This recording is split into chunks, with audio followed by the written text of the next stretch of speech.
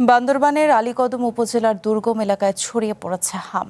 জ্বর, সর্দি, কাশি আর শরীর জুড়ে ফুসকুড়ি, এসব উপসর্গ নিয়ে হাসপাতালে ভর্তি হচ্ছে একের পর এক শিশু। এরই মধ্যে হামের লক্ষণ নিয়ে মারা গেছে 5 শিশু। মূল ভূখণ্ডের সঙ্গে যোগাযোগ বিচ্ছিন্নতার কারণে পরিস্থিতি নিয়ন্ত্রণে আনতে হিমশিম খাচ্ছে স্বাস্থ্য বিভাগ। সবুজ পাহাড় আর নিস্তব্ধতার আড়ালে ভয়াবহ এক স্বাস্থ্য সংকট। বান্দরবান জেলার আলীকদমের কারুকপাতা ইউনিয়নে নীরবে ছড়িয়ে পড়েছে হাম সংক্রমণ।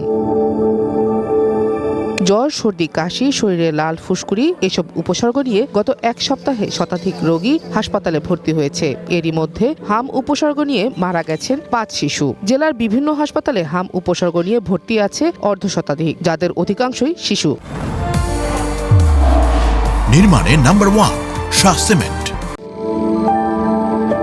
দুর্গম এলাকায় যাতায়াত সমস্যা থাকায় অনেক অভিভাবকই সন্তানদের হাসপাতালে নিচ্ছেন না। অনেকের মধ্যে সচেতনতারও অভাব রয়েছে। সব মিলিয়ে পরিস্থিতি আরও জটিল হয়ে উঠেছে।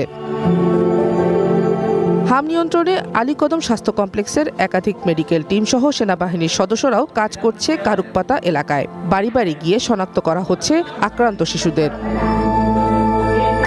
তবে স্থানীয়দের অভিযোগ, দুর্গম এই ইউনিয়নে হামের টিকা এবং প্রয়োজনীয় চিকিৎসা মিলছে না। হাম রোগের আক্রান্ত অনেকজন রয়ে গেছে, বা এই যে আমরা দুর্গম প্রান্তিক হওয়ার কারণে হামের টিকা আমরা দীর্ঘ বছর ধরে আমরা বঞ্চিত হয়ে আছি। প্রায় বিগত 3-4 বছর ধরে হাম রোগ নিয়ে সবাই মারা যাইতেছে। এখানে কোনো চিকিৎসা পুরো পায় না, আর ডাক্তার তো আসেই না। পাড়ার ডাক্তার থেকে এই হাম বেরাম ওষুধ থেকে আমার কিনে নিয়ে আনছে। ডাক্তার বলে দিছে এই হাম বেরাম থেকে মারলে পারবে। স্বাস্থ্য বিভাগও বলছে যোগাযোগ ব্যবস্থা খারাপ বলে কারুকপাতা ইউনিয়নে চিকিৎসা দিতে বেগ পেতে হচ্ছে।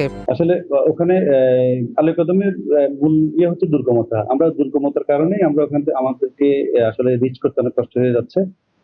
তারপরেও আমাদের মেডিকেল টিম ওখানে কাজ করছে, তারা ওখান থেকে রোগীদেরকে সার্চ করে নিয়ে আসছে। যাদেরকে হাসপাতালে নিয়ে আসছে তাদেরকে আমরা চিকিৎসার আওতায় এনে যথাযথ চিকিৎসা করে আমরা সুস্থ করার চেষ্টা করে যাচ্ছি।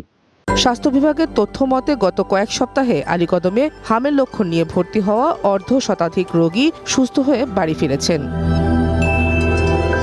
One national desk.